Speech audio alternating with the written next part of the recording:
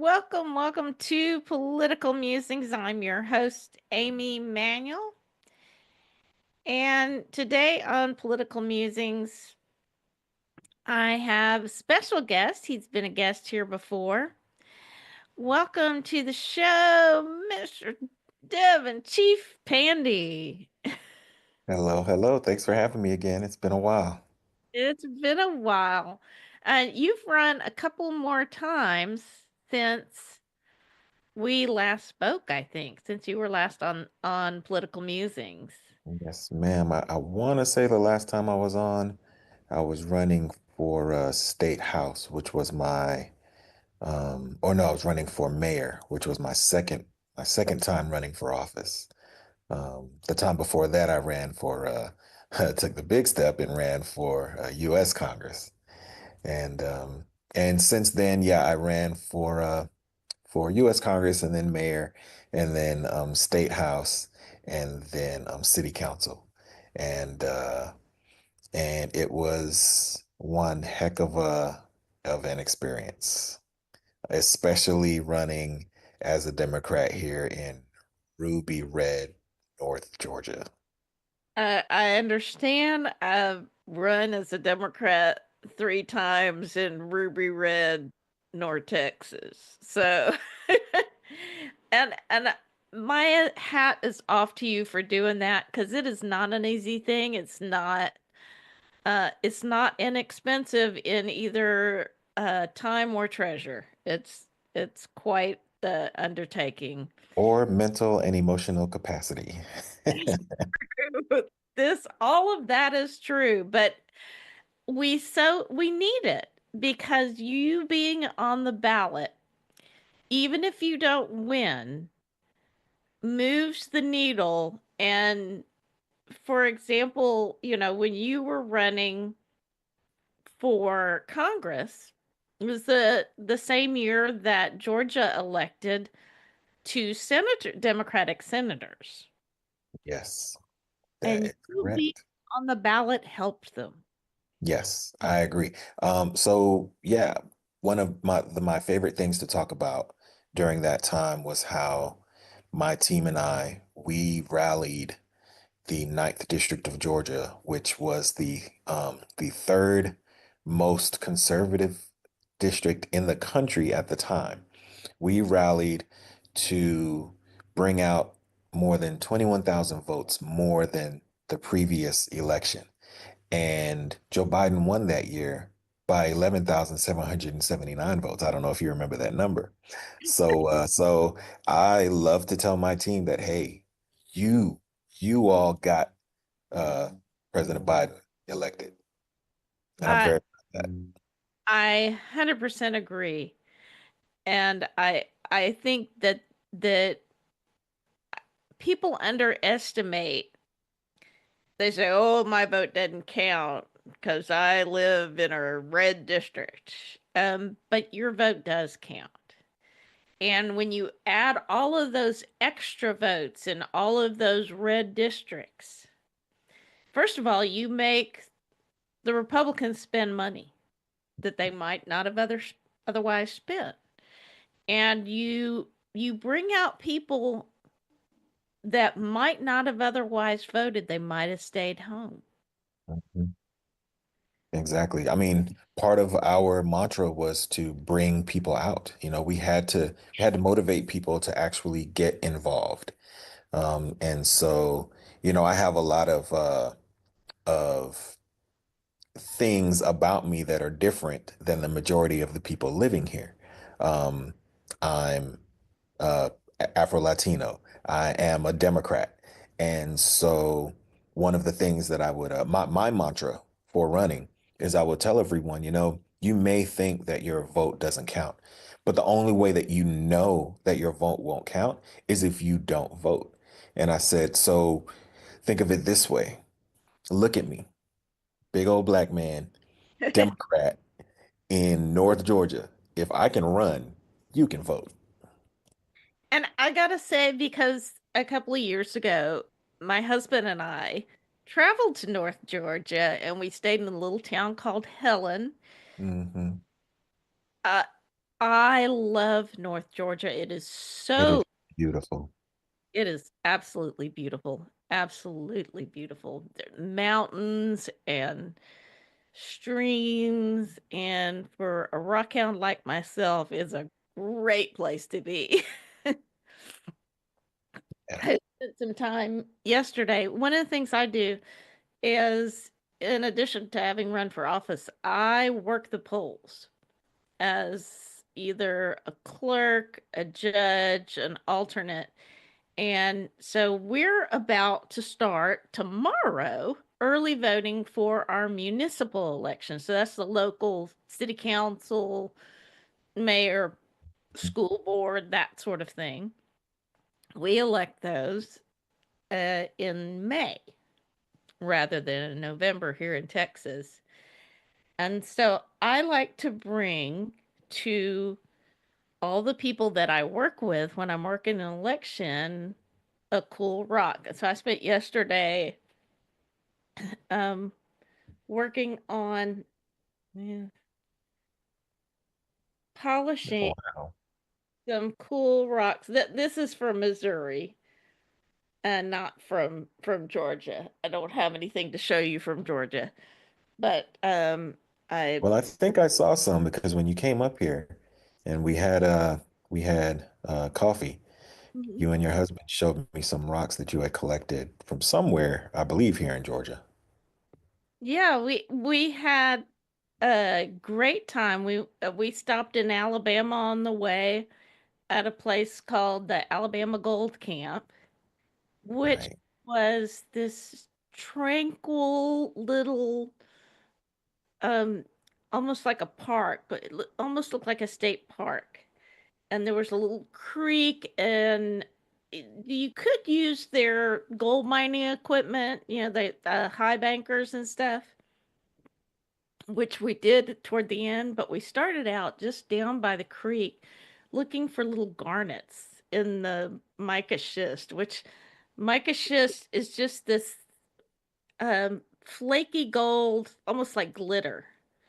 And it gets all over everything, and you pick a piece up and it just Hmm. rains gold glitter.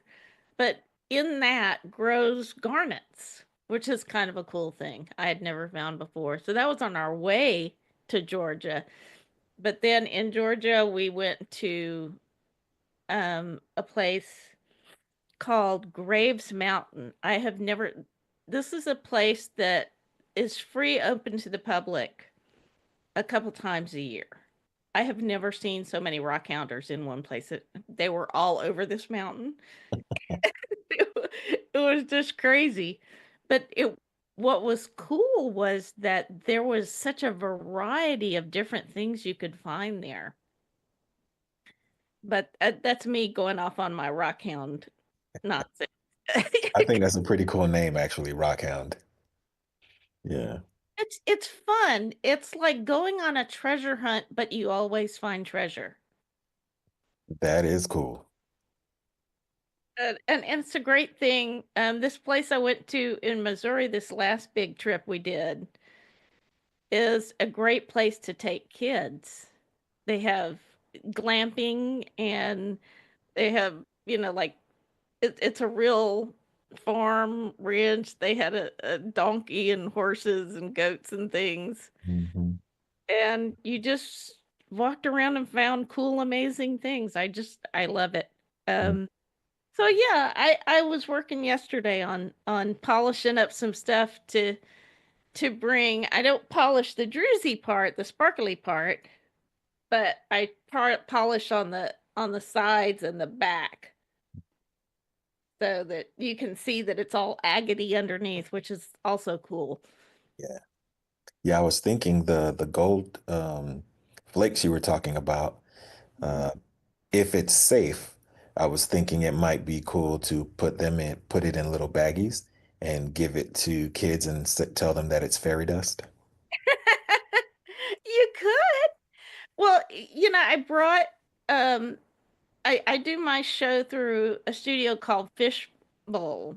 And Hmm. I always, when I go on my big trips, I bring them back something. And uh, the owner of Fishbowl, Sammy, has a big piece of um, gold mica schist with I think it had some I think it had some garnets in it. I'm not sure, but she's got that on her desk, and if you touch it, it'll just you know gold dust in the air.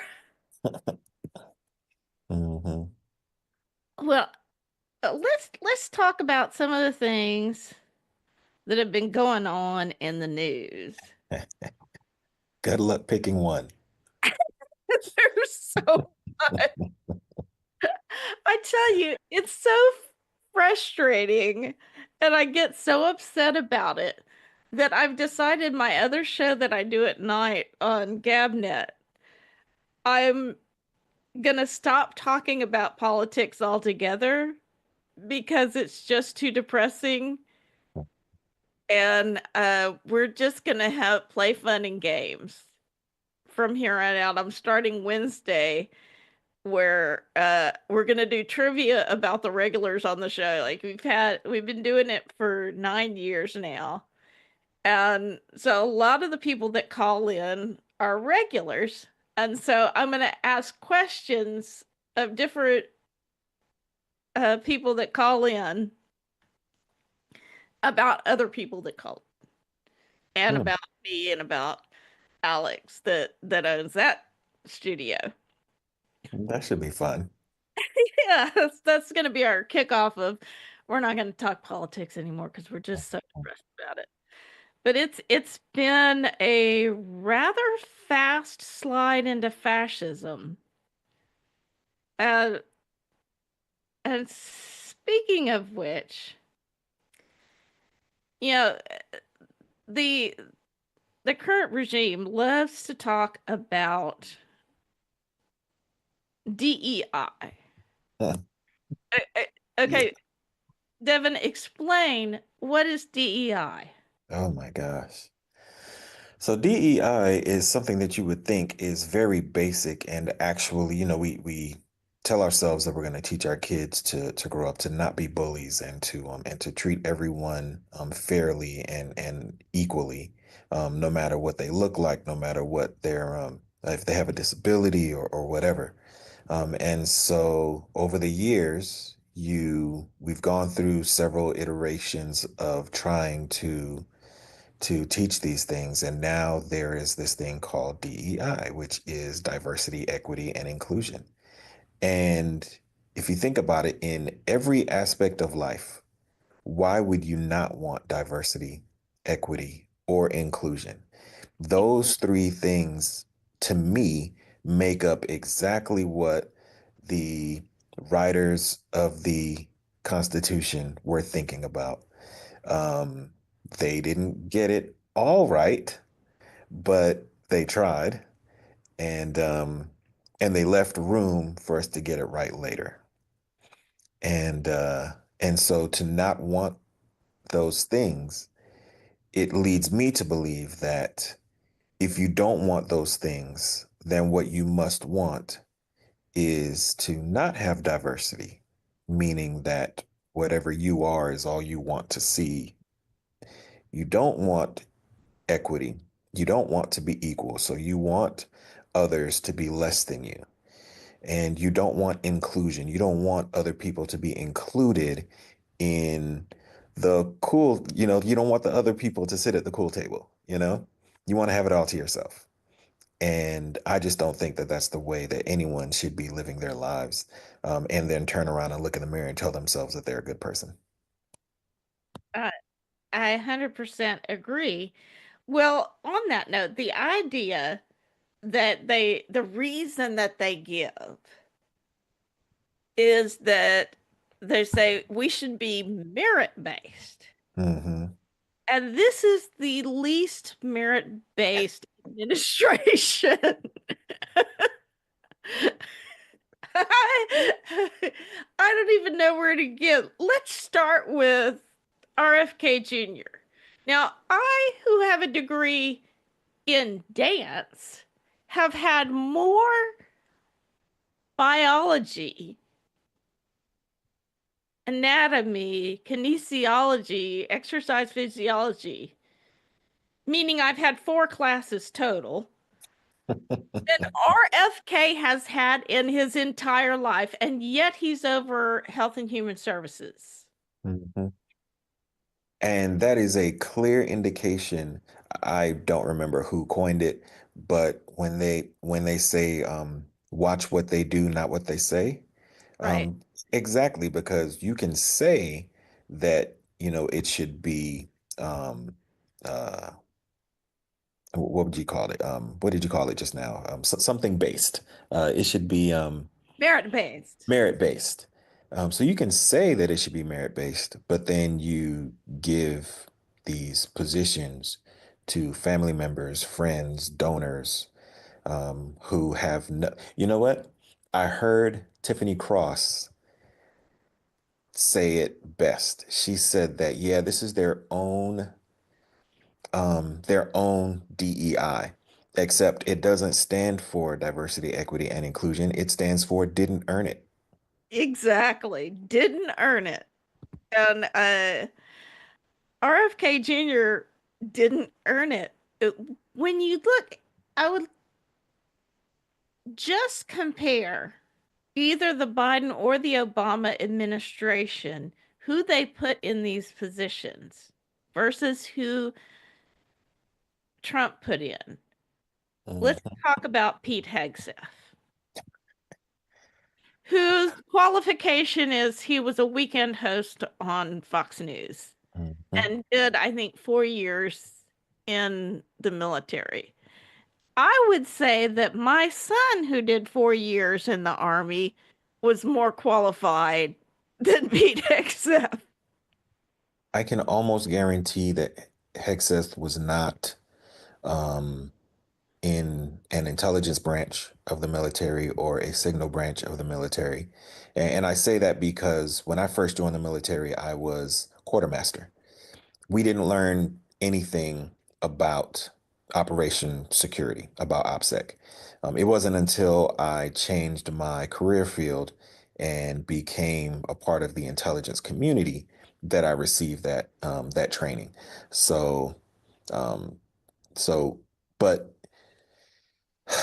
but that just goes to show that he has zero knowledge, skill, or experience in handling any sort of classified information, And he's an alcoholic. which even if you have had all the training and you hold a top secret clearance, alcoholism can get that stripped from you very, very quickly. That's right. So, knowing that, then we have seen yet another instance of the Secretary of Defense sending out specific war plans, battle plans, strike plans over a free app that included not just members, not just a random uh, journalist plus a bunch of people in the administration, all of which, if they actually earned it, if that actually was merit based, would all know that what they were doing was a crime for which anyone else in the military would be in prison awaiting Oh court my appeal. gosh. Yes, exactly. Exactly. I can't even say anything else to that because you said it. So, including on this chat was 11 people we don't know who they were, his wife, his brother, uh, His lawyer or his his attorney. lawyer. And I assume his lawyer never spent any time in the military either and didn't know that that's I I've been trying to get my son to come on because my son worked when he was in the army. One of the things that he did was he handed out those sort of payment cards. Mm-hmm. You can explain it better because I've never been in the military, so I don't know. I just know. Well, it would depend on what kind of payment card. So, but Well, he was over in well, he was in Afghanistan first, but then he was in Kuwait and Iraq. And when we were still in all of those places. mhm. Okay, Uh, so yeah, so sometimes when you go on a special duty, when you go on a temporary duty, TDY is what we call it, you will be issued a credit card. It's a government credit card. And yes, you do have someone who controls, or actually an entire section who controls uh, who gets those cards, making sure that the payments are made, that when you get back from your temporary duty, that you file all the requisite paperwork. So it sounds like your son was one of those people. he was. He worked in finance. Hmm. And then worked for the VA after that. But he talked about, if you put some of these apps on your phone that were issued, that they would like staple your phone to a wall where they had like a wall of you screwed up phones. Oh my gosh. And, Yeah, I mean, so one, you don't put that kind of information on a personal device, that's for sure. Second, um, now keep in mind, I have been out of the military for 11 years. So things may have changed, but according to my recollection, as soon as you put most uh, official phones, most government phones won't allow you to put additional apps on the phone yourself. I guess because Hexeth and these other people were high enough up that maybe they had the authorization. well, they Not weren't not putting really not really having the authorization, but they were putting it on their personal phones. yeah. I mean, it's just it's so difficult to talk about because it's so idiotic. Hmm. Like, how do you not know this? And even if you don't know this, getting there, you should have been briefed. Right. You know, you should have been briefed either by the outgoing people or the people who are, the everyday people who don't leave, who, they're stationed there for 3, 4 years, 6 years, and someone is there to teach you what to do and what not to do. Hmm. And I'm not gonna Tabby, Tabby, Gabby, uh, Tulsi Gabbard. Tulsi Gabbard. Oh my gosh, she knows. She knows better. I know she knows better. But this is what happens when When you you put too much fall into the Trump. They say that people against Trump have Trump derangement system, but I believe it's the opposite way. It's the other way around. People who follow Trump have Trump derangement system. They are deranged to think that anything that they are doing that Trump wants them to do is in any way legal or moral. I'm sure that every once in a while something slips through the gaps and they do something that is actually legal. But for the most part, and the reason why we know this is because Trump has no shame because he thinks that he cannot be held accountable. And so he tells us what he's going to do. He tells us as he's doing it, and he tells us after he's done it. right. Yeah, and never mind that. Oh, the Supreme Court ruled 9-0 against you, but you're gonna pretend that they ruled in your favor and just take what they said and turn it on its head. And they came out again against him and Alito in the end of what he just posted this weekend. Mhm. I think it was on Friday. That, oh, by the way, you have to listen to what we say. Alito, he got sideways with Alito and Thomas, who want nothing more than to kiss his ass.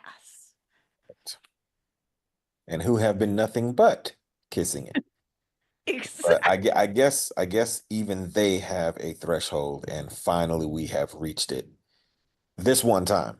I don't know if it's going to happen again, but at least in this instance, they've reached their threshold. Yeah. Well, it's so frightening as a Jew to see what is happening.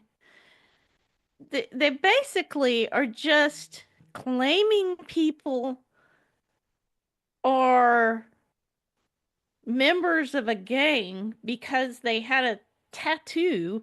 Like one guy from Dallas who worked in a bakery had a autism speaks. I mean, now we're getting back to RFK. Mhm. Autism awareness tattoo because his little brother has autism. And they said, well, that meant he was in Trinidad. And they shipped him off to El Salvador. And if you look at these images of Sikot in El Salvador, it looks an awful lot like Auschwitz and Buchenwald and Right. those concentration camps. And you know, those concentration camps were in Poland and Hungary and Czechoslovakia and places that were not Germany. Hmm. Yep. So again, there is that mirror. And what I saw, there's a program on YouTube on the Really American channel called Shrinking Trump. They had on a woman who all of her research is on the rise of autocratic societies, rise of autocracy. And she was Jewish, as are both the psychologists, psychiatrists who host the YouTube show. She said, you know, in Germany, first they said you can't live openly as a Jew here. Then they said you can't live here. Then they said you can't live. Yes. And so I fear that is where we're headed down. And I couldn't quite get through to some of the folks, or to one of the folks in particular, on the other show that I do, that they, because there was no due process, they can do that to anybody. They can say, "Hey, Devin, you have any tattoos? Uh, we think you're in a gang, and we're gonna send you to a Venezuelan prison or an El Salvadoran prison, Yep. to a concentration camp." You have no due process. You have no opportunity to address that. Right. I am going to put myself on mute because people are out there doing some construction work. I can't hear it. Don't worry about Oh, it. okay, good, great, great. All right. So yes, I agree. So it starts with, I'm not even going to say deporting. It starts with kidnapping and illegally smuggling a non-resident, and it ends with kidnapping a citizen. It starts with a tattoo, and it ends with going back to skin color. Um, it This is Trump's MO. He tries and he sees what he can get away with. And so far, he has been held accountable one time and owes that young lady millions of dollars that he'll probably never pay. But other than that, he has not been held accountable. And so Usually, punishment is usually used to correct an action. If he never gets punished, where is the correction going to happen? It's not. So, and I mean, even and he's using this wartime uh loophole to justify what he's doing, but even the Japanese who were put in US concentration camps Hmm. were were given due process. I don't know about that. I'm pretty sure they were. I Or at least they were supposed to. But they my were point supposed. is that I'm pretty sure George Takei, who was just a little kid, and his whole family was put in a concentration camp in Arkansas. mm, Pretty sure they didn't get due oh, process. I'm sorry. I'm sorry. They were given due process before being deported. Um, so I guess Okay, my that's point what is another country. that yeah, my point is that it doesn't matter who you are or what you did. Hmm. For all we know, all of these people could actually be MS-13 and members of other gangs. That shouldn't matter. The point of it all is that they deserve due process in accordance with our laws and regulations, and they did not get that. Yeah. That- I've had people say, well, because they're undocumented or they're not U.S. citizens, that the Constitution doesn't apply to them. But if the Constitution doesn't apply to them, it doesn't apply to anyone. Mhm. And particularly due process. Because, okay, you say he's an MS-13, prove it. He has no criminal record. 90% of those who were sent to El Salvador have no criminal record. He was married to an American woman. He had 3 American born children. He's been here since what, 2011? And if you ask people, well, they want to do something about people coming across the border. They, the majority of people in the United States are not for deporting people who are just working their jobs, who have been living here for years, who are just living as good citizens.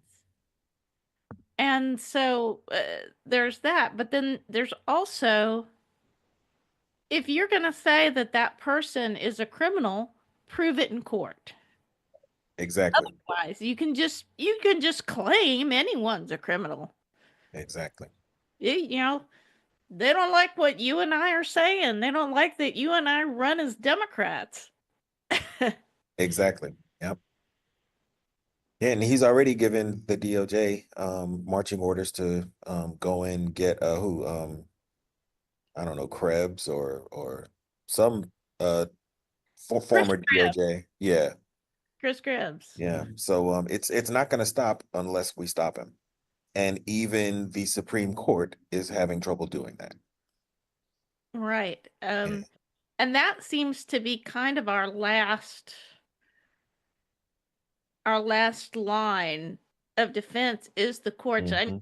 I last week I had on Wendy Davis, and most people know her for um her filibuster against an anti-abortion bill here in Texas. But a Mhm. couple of years before that, in a previous session, she did a filibuster that was for education funding. And now she won. She stopped it in the regular session, but then they just put it at the beginning of the next session of the special call. The governor called a special session. So our legislature only meets for 6 months every odd numbered year. And so if you do a filibuster in the Senate, if you really want to accomplish anything, you do it on that very last day. to stop a vote from being taken on that particular bill. So what they did might have won the first battle, but eventually we lost the war. And the only way any of that stuff was halted was through the courts. And as we see, even there we've lost ground. But one thing that does give me a little bit of hope is these protests that are happening around the country in areas big and small, and indeed around the world. There protests are happening. We had another one, I believe it was on Saturday, called No King's Day. Did you go to either one of the big protests? I did not. No, I didn't either. But I was happy to see how many people did show up and showed up in huge numbers. I believe there was even more that turned out for this latest protest than turned out for the previous big protest. Now, there are protests happening every single day at, Tesla dealerships, at Social Security offices, at, various parts of the government because of all the different things that are going on. And, it brings me back around. We talked about at the beginning, I talked about rock hounding and the national parks. When we think about how these doge bags have been going through and cutting vital services. Any thoughts on that? Well, I haven't looked this stuff up for myself. So anything that I say is going to be a repetition of what I've heard from people whom I trust. But from what I understand, um, they haven't saved nearly as much money as they claim they have. And this I know for sure is that the way that they're going about trying to cut back on government spending is not the way to do it. Um, it's a good way to get these different departments into a tailspin Mm, by, you know, cutting 30% of their budget, cutting to 20,000 staff. Um, that's a good way to, and specifically speaking of HHS, um, doing away with many of the CDC and there was another uh, yeah, so anyway, doing away with those very important departments that keep America's and the world safe. mm-hmm. They're going about it the wrong way. And Musk showed us how he was going to run Doge by the way that he ran Twitter when he first took over. We Right. saw He it. just fired everybody and then said, Right. Right. And then said, "Oh, okay, now we'll figure it out. And that's just not how you do things. as Rachel Maddow put it, it's ready, fire, aim." Right. Exactly. Yeah.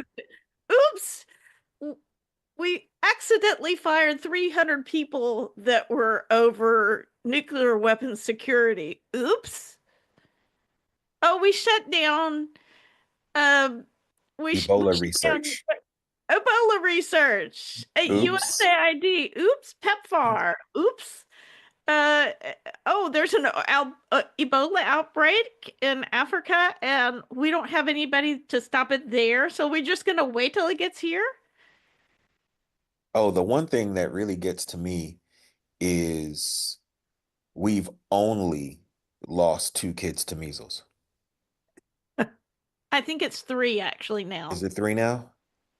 Yeah. That Too that's three expensive. that's three too many. Like all three of those were preventable. Yeah. And I just went actually yesterday because there is some research showing that if you were born between the years of 19, or if you received your first MMR shot between 1963 and 1967, which being born in 64, that puts me solidly in there, that first shot might not have been effective. Mm. It was a dead virus and they switched to live virus. I don't- I I'm not a doctor. I do not claim to be not a doctor. I'm not a lawyer. I'm not a journalist. I'm just me giving my opinion on the little bit I've gleaned off of all these various websites and Well, in research. other words, you qualify to run the DHS under the Trump administration. Yes. Okay. I am somehow more qualified than RFK Jr., which is really, really sad. Yes, it Uh, is. but yeah, so I went and got an MMR. Now there's a test that you can get, and I want people to, if you're my age, if you're in your late 50s, early 60s, or you're planning on doing any traveling, particularly overseas,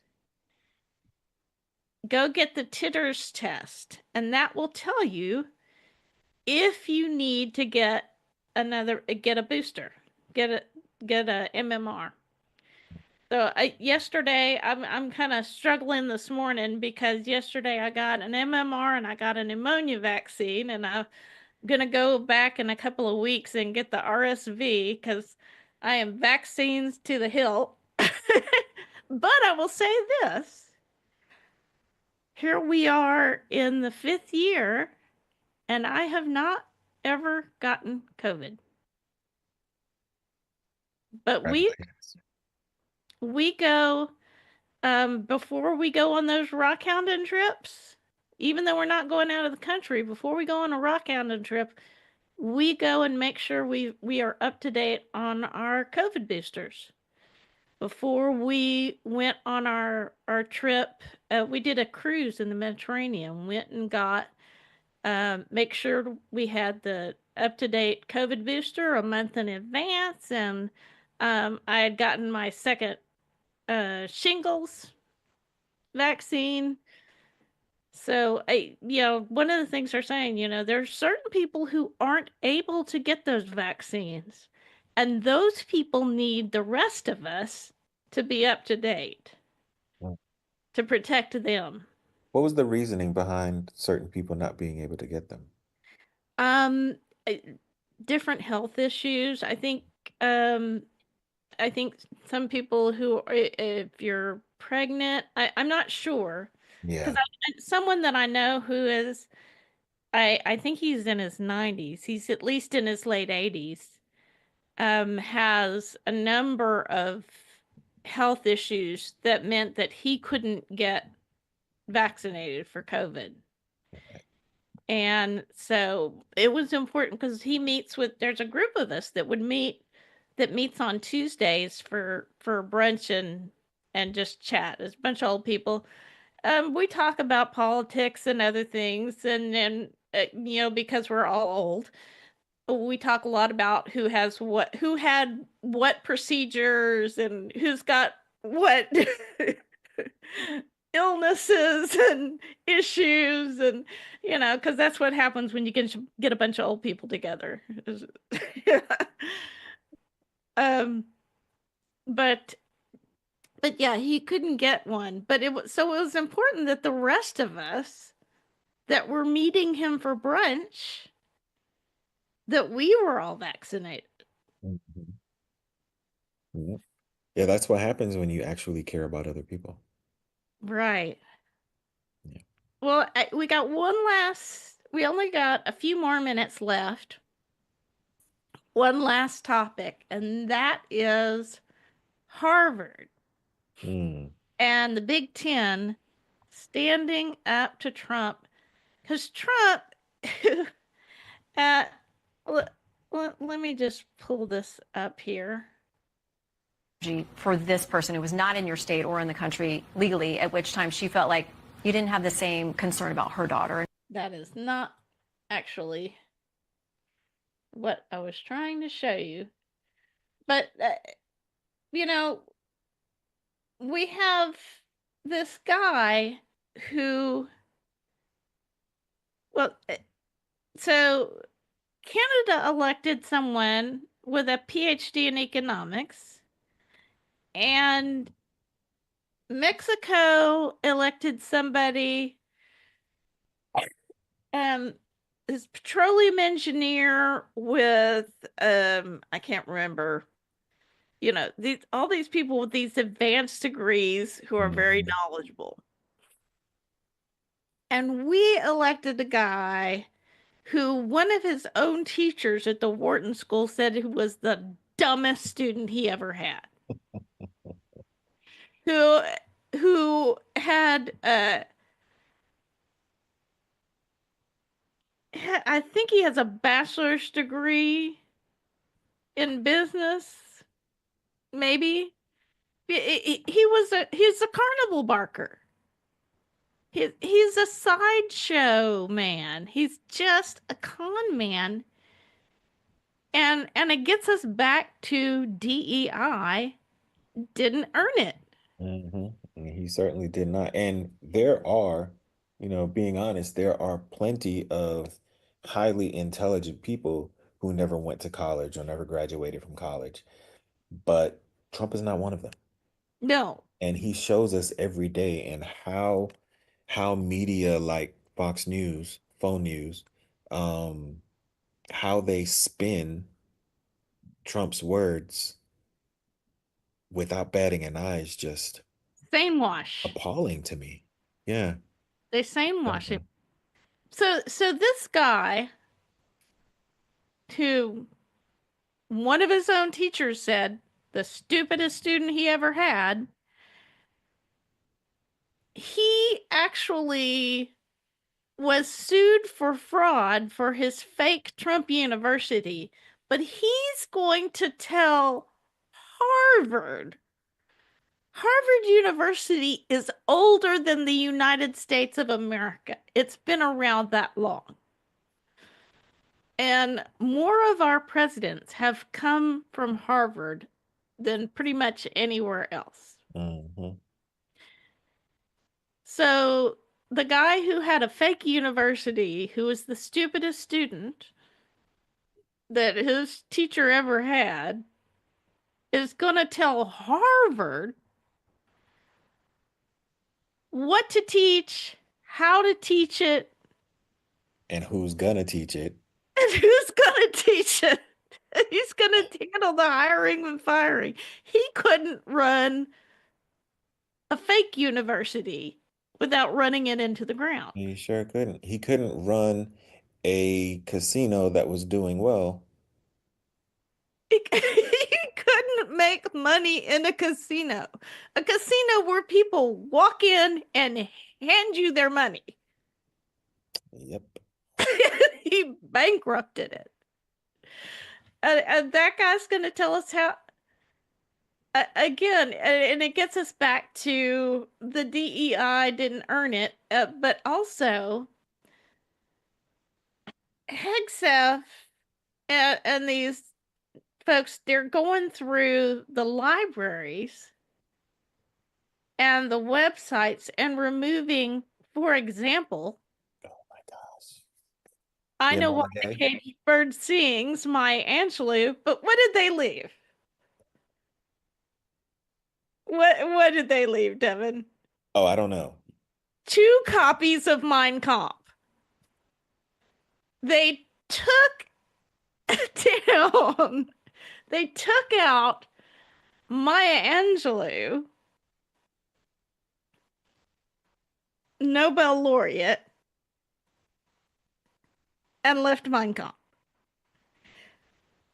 You Did, know, I try not to roll my eyes and huff every time you bring up something that they're doing But it's just it's a natural reaction that my body makes when it is confronted with BS.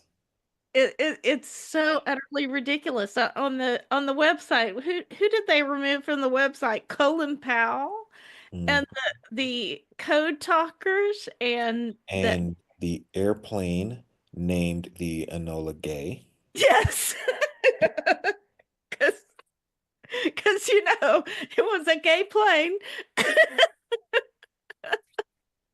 You know, I in some ways feel sorry for MAGA cultists and other Republicans who buy into some of these things because they hear these things from people that they've trusted for years and they don't see a reason why they should distrust them now.